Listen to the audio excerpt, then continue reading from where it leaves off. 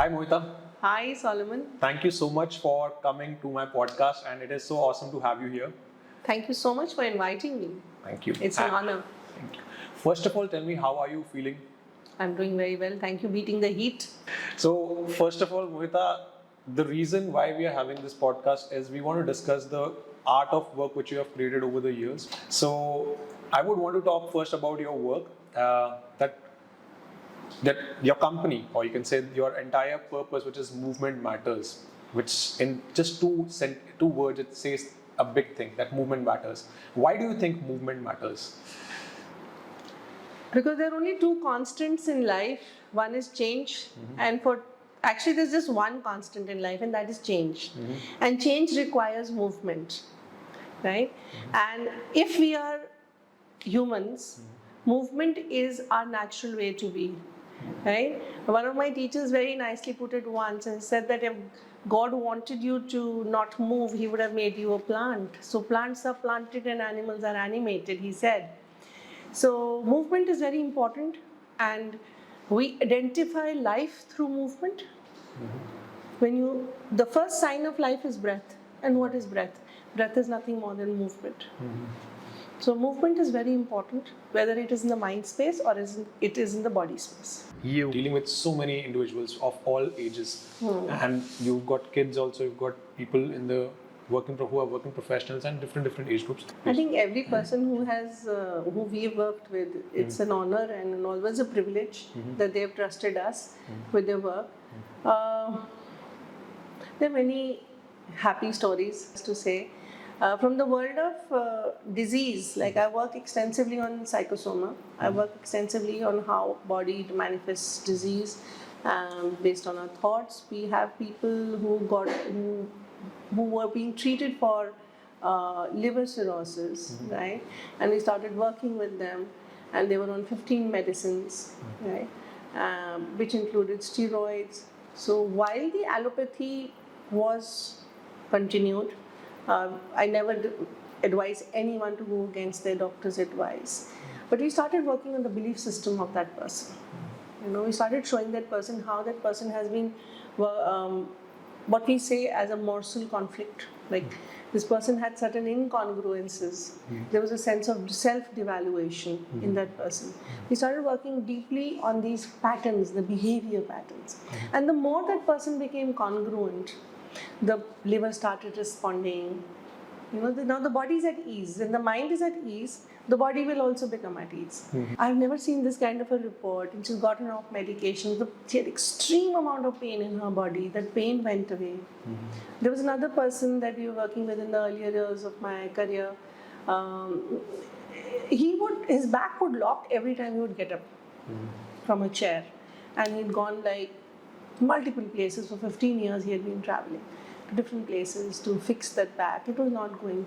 The moment we started teaching him movement intelligence, we brought somatics and brought body awareness, the lead from your pelvis, start using your pelvis more, that locking went away.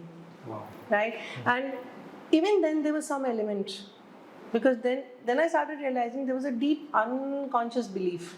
So he went back to his belief system, worked on that belief which he was carrying, and it was burdening his mind. And once that went away, this person went to the gym, started doing bhangra, traveled to mountains and was jumping from there. So it is such a joy to see that. From a lock back to, wow, that's amazing. There are people who get off depression medicines, but this is all, it's a teamwork. I never say get off your allopathy. I never say go against what your doctor says. Everything is a teamwork. You work in congruence with the experts, whoever is dealing with them, and you start working on their behavior patterns. You start working on their movement and emotional intelligence. Slowly, the person becomes more and more congruent. So the more you are at ease here, your body will follow suit. So your body follows the mind. In somatics, there's a lovely saying, Solomon. It says that those who slouch in the body often slouch in the mind. Yeah. So we start understanding the interconnection of the body, the posture, and how imbalance in one will impact the other. That itself is a wonderful toolkit. Today, in the day and age of digitalization, we see the entire generation glued to the smartphones. Their posture is different, and you can also see that they are in front of the laptops. I have seen cases where people get panic attack at their workstations. They complain that as if they're having a heart attack. And towards the end, when they are out of the hospital, when they're discharged, it is gas. And these cases are getting higher and higher. And I think there's a word also for it, it's called hypochondria. You feel that something is happening to you, and it is coming from the body. This is a body signal to your brain. After the diagnosis, the doctor says there's nothing. But in that process where the person is feeling that anxiety, vis-a-vis finally he's out of the hospital, a lot has happened in the body. Would you like to give some insights there? Because why does the body go, first of all, in the panic mode? Or you can say, why does it get into the anxiety mode in the first place? Solomon, there are many parts to what you've just mentioned. So let me try and break it down. First of all, every emotion is stored in your body. Right? And one of the ways that our body gives signals, so there's a continuous body-mind communication which is happening. It's a non-verbal dialogue, and the body largely communicates to us through signals of pain, indigestion, cramps, fatigue, restlessness, right? Twitching. This is the communication that your body is continuously, or maybe breathlessness. This is the communication your body is giving. But unfortunately, we're not born with a user manual dangling from our wrists, So we don't know what to do with all of this. So let's take this example of what you just said. People are sitting on their workstations and they are having a panic attack, right? And they later on find out it's only a case of, like you said, bloating. First thing to understand is that nobody has a panic attack out of the blue. There has been something which is building up all the time. You just did not have you didn't have the toolkit to understand that communication of your body.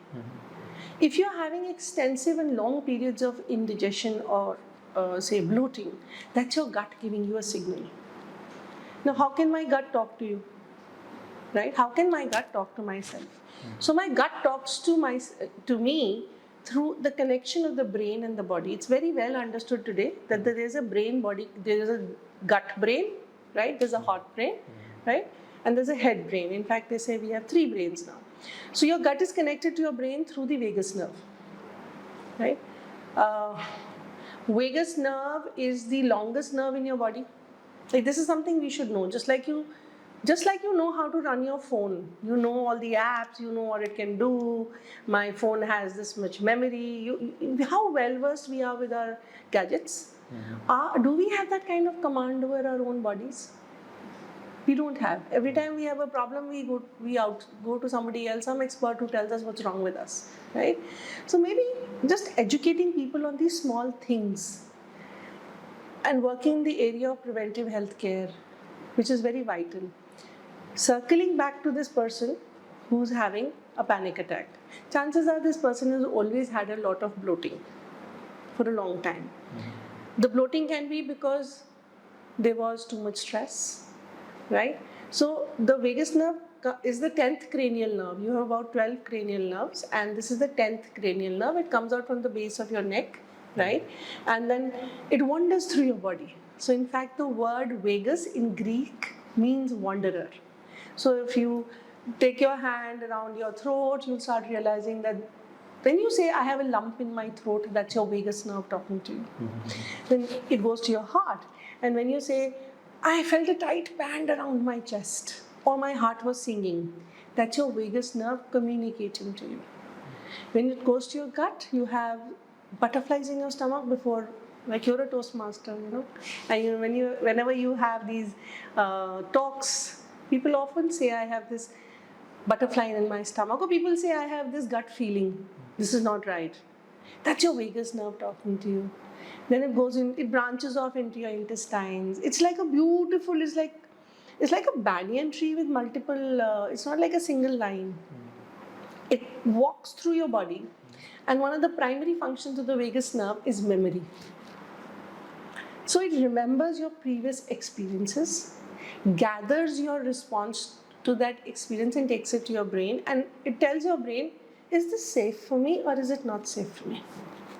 If your previous experience has not been safe or good, it creates that disturbance within you which you feel unease or discomfort, right? So when someone has a panic attack, it's just a tipping point his body has reached, right? We can blame it on the gadget, we can blame it on excessive sitting, but you don't have a panic attack out of the blue. But yes, you can have a lot of stress accumulation if you don't move enough and you sit too much on gadgets. There is an autopilot which is set in our body, and we do not know that we are in control.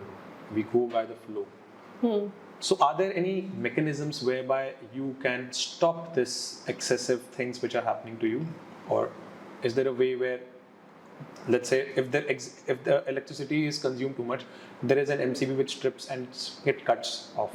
So, in these cases, let's say if the stress happens in the workplace and anxiety or a panic attack steps in, it hampers the productivity.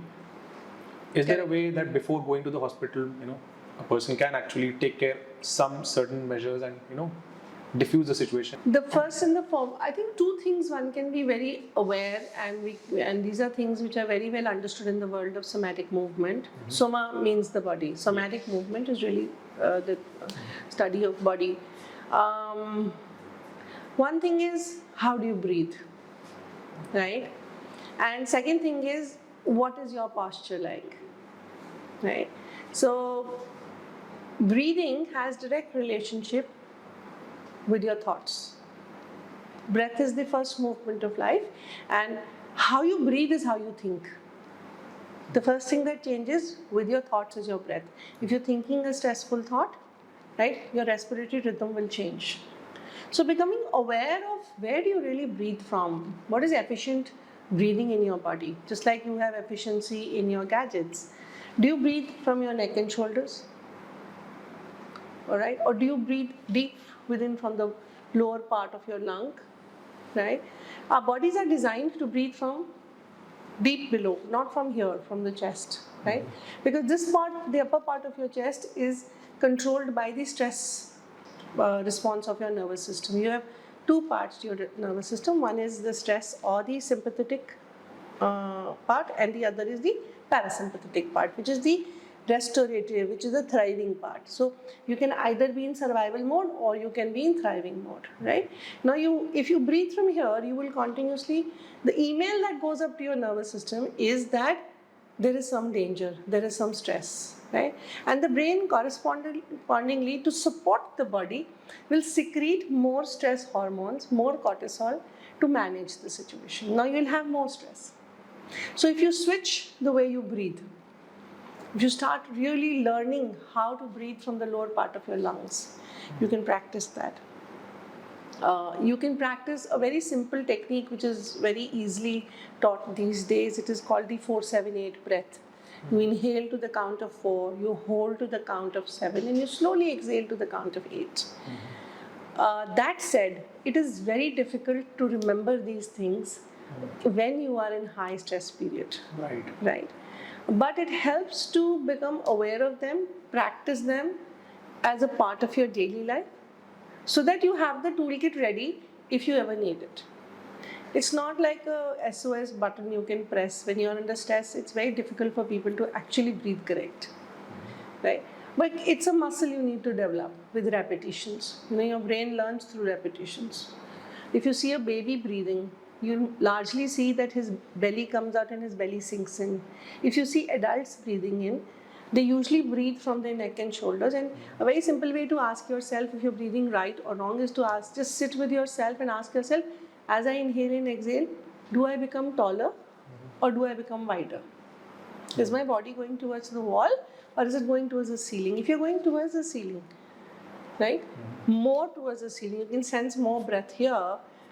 Chances are you are breathing in a vertical way. You want to breathe in a circular manner, wherein your entire rib cage, your diaphragm is engaging, and your chest is expanding in 4 directions. That's first thing. Second thing you can do if you are wanting to keep yourself stress free is to have good posture. Right? When you slouch forward and you're on the laptop all day, right? Multiple things are happening in your body. It looks like you're doing nothing, you're just sitting there. But if you're sitting slouched forward, your chest crumples in. Your diaphragm, which is a strong muscle at the end of your lungs, under the natural order, it should go up and down like a pump, right? It doesn't get space to move down because you're crouched forward, right? And so you can't breathe from the lower part of the lung. So where will you breathe from? My breath will be shallow. Your breath will be shallow. And what is the email that goes to our brain then? Stress response. Emergency. Right? So you learn to sit tall and try and sit more on your sitting bones versus your tailbone. The phones and all, they also have unconsciously taught us to sit slouched like this. And the more you sit tall using your sitting bones, you'll have better place to breathe. Sitting tall with your shoulders comfortably wide and not pulled back also will change the emails that go up to your brain and correspondingly the hormonal download. And it changes the way you feel. So your posture and emotions are very deeply interlinked. Breathing and body postures. Body posture, that can help you. But more important than that is also your base belief, thoughts. That's very important. So everything is interlinked. Your breath, your thoughts, your body, it's one system. Sitting with yourself at one room, having too many thoughts, and also trying to focus on your own growth, or you can say something which you want on yourself, because we in our own priority list are the last. Because life happens, work happens, and you've got multiple other commitments. When does one find time to do this? And number one, the step 1, step 2, step 3, how does it happen? So that's a great question. So why don't we look at things or experiences that have worked out for us? That's a very good yardstick for anyone. What are the decisions you made in your life, right? That worked out for you. Maybe it's like buying a house, maybe it's marrying the right person, maybe it's a great job. What did you do then? What were the steps you followed then? That's where your congruence lies. So essentially the journey before finalizing that part? Yeah. Okay. Okay, we have to visit back to the memory lane. You start recognizing your own patterns, the ones that have worked for you better, and start believing in yourself. Got it. Start trusting your own wisdom. And if you don't have, often we don't have the wisdom because we don't have the wisdom, as simple as that. There are many people who have more information and knowledge or experience than us. It's okay to go and reach out to whoever you need to. So again, over a period of time, I've just studied and I've realized that the entire generation is, I would say that one part is extremely disturbed, they want some sort of help. One part is, I would say, enlightened people, because we see a lot of enlightened gurus right now. And the middle, I would say that the bigger chunk in between, they either want to go here or here. Okay, but majority of them are trying to be better versions of themselves, but they are too busy, or you can say they're too consumed with the noise that they don't have time to work on themselves. Either they want to become an enlightened being, or the richest person, or the person who's holidaying and who's doing everything, because those are the kind of extreme examples which we are getting. So in today's day and age, average is no more an average, because everybody wants a person to be an outlier. And that's exactly my point, because nobody is happy with what they have. So let's say there is something called contentment with you have everything good, you have got a good health, you're getting money, and we are in a generation of more. So this Dil Mange More culture, I don't think it is just this generation. I think it's always happened. Kings have invaded continents, crossed rivers and mountains because they wanted more, right? So to say that only this generation wants more, I don't quite agree. In fact, I think it's a very, very wise and a very mature generation, right? But what you can start doing is understanding that the people who become millionaires or very enlightened or the experts, so to say, Rome is never built in a day. You answered your own question when you said, understand it slowly, slowly, I'm getting there. We are all work in progress. Yeah. Again, I have a same question, but then I'll try to quote it in a different way. Instant gratification, okay, versus delayed gratification. Okay.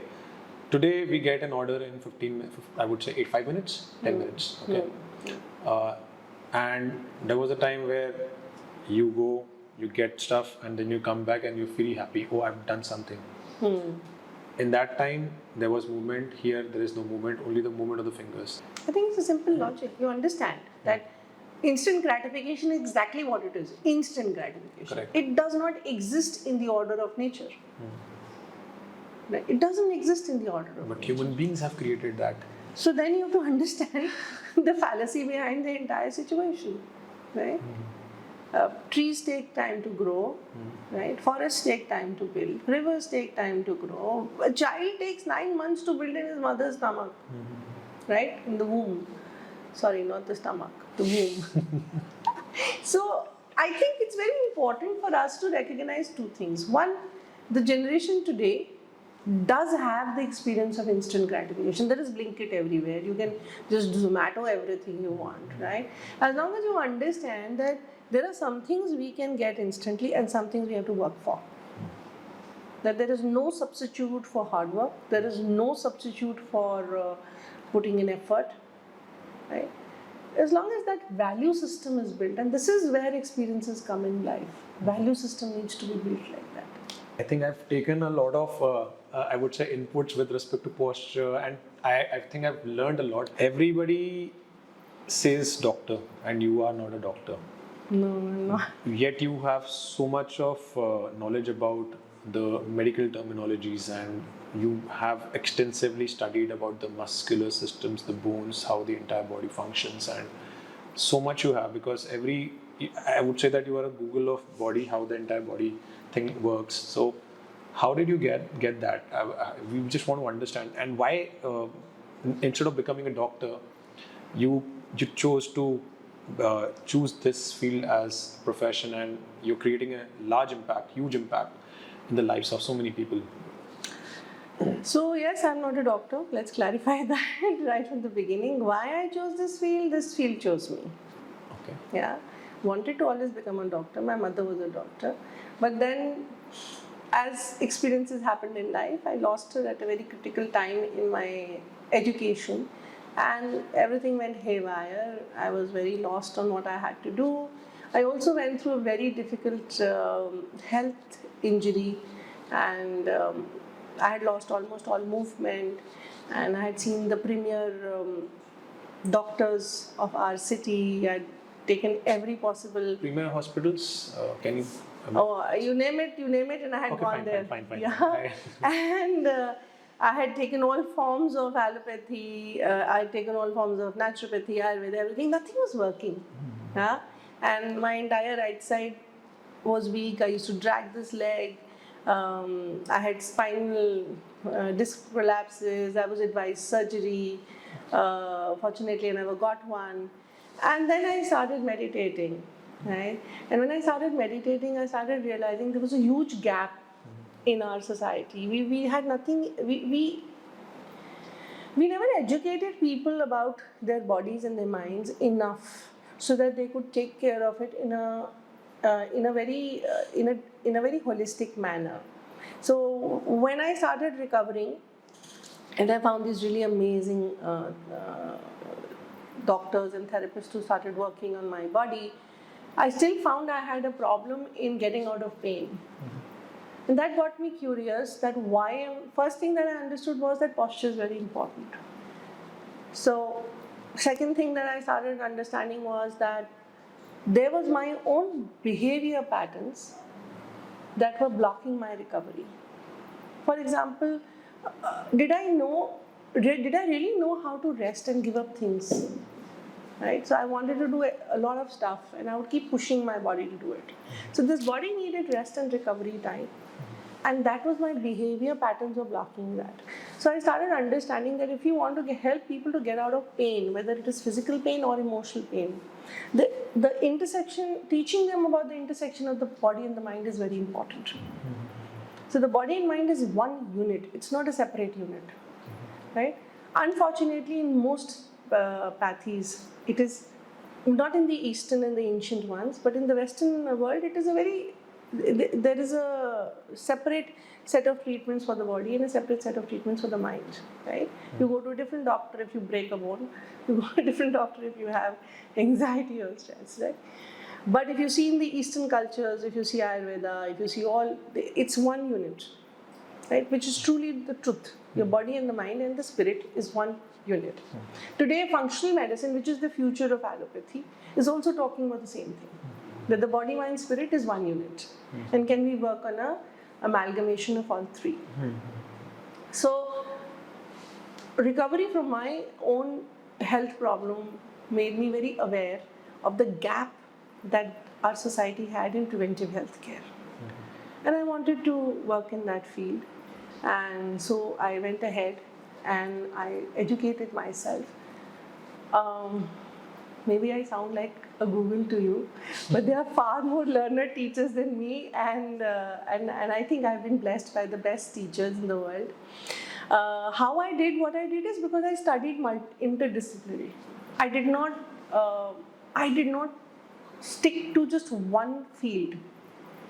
So I studied movement therapy, I studied behavior, I studied breath work, I studied spirituality extensively, and I think it is the integration of this interdisciplinary research basis which we have been able to create what we create for our clients and help them to get out of whatever discomfort they are, whatever pain they are, whether it is physical pain or what I say is stress resilience. Can you build stress resilience within you? So that is the journey. Thank you so much. And thank you so much. There is towards the end. Do you want to give 3 things which they can, which our audience would like to learn from you?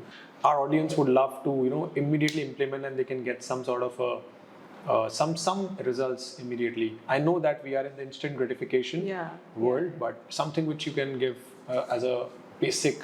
So I'd say first of all, learn to rest.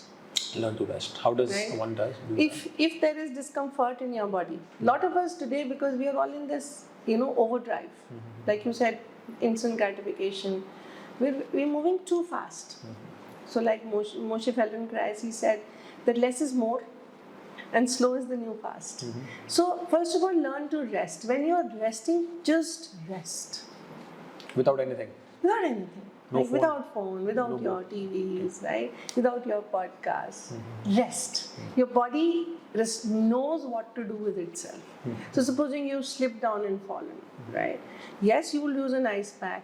Yes, you'll use maybe a muscle relaxant. But lie down, give yourself 72 hours of good rest. Right? Our minds start worrying. And listen to your body. When it gives you, the second thing is start listening to your body. Right? I'll take a step back. Rest also means adequate amount of sleep. Same time of sleep, adequate amount of sleep, right? And value your sleep a lot. There are sleep rituals. You should literally stick to your sleep rituals with your life, because when you sleep, your body heals tissues, restores itself. Really cherish that. Second thing is listen to your body. Discomfort in your body means you don't have to be anxious about it, but start listening to the small whispers. Have you seen children? Have you seen babies when they're uncomfortable? Before they start howling on the top of their voice, what happens? First, they lose their smile. Then their body's a little slump, right? And then, his lips will start drooping and crumpling, and then his face starts crumpling, and he wants his mother's attention. His mother is not paying attention. And finally, he makes a whimper of a sound, and then he doesn't listen, he makes a louder sound, and finally starts screaming till the mother gives attention. Your body is not like that. Now, if your baby keeps on you don't listen to your baby, right? And he keeps asking for your attention, the child will become a grumpy child, right? Cranky child. Don't make your body a cranky child. Listen to the symptoms. Pay attention to them, do something about it. You don't know? Go and find somebody who can help you. Yeah. And the third thing is always gratitude. Gratitude. Yes. Can you be just grateful for what you have? That is the most important thing. There is research on how gratitude rewires your brain. Yeah. There are parts of your brain that literally light up when you're in gratitude. So practicing the simple art of saying thank you in the morning and the evening, being grateful for small things in life, and smiling about them. So I think these are 3 things which I would hold very precious. Thank you so much for your valuable time.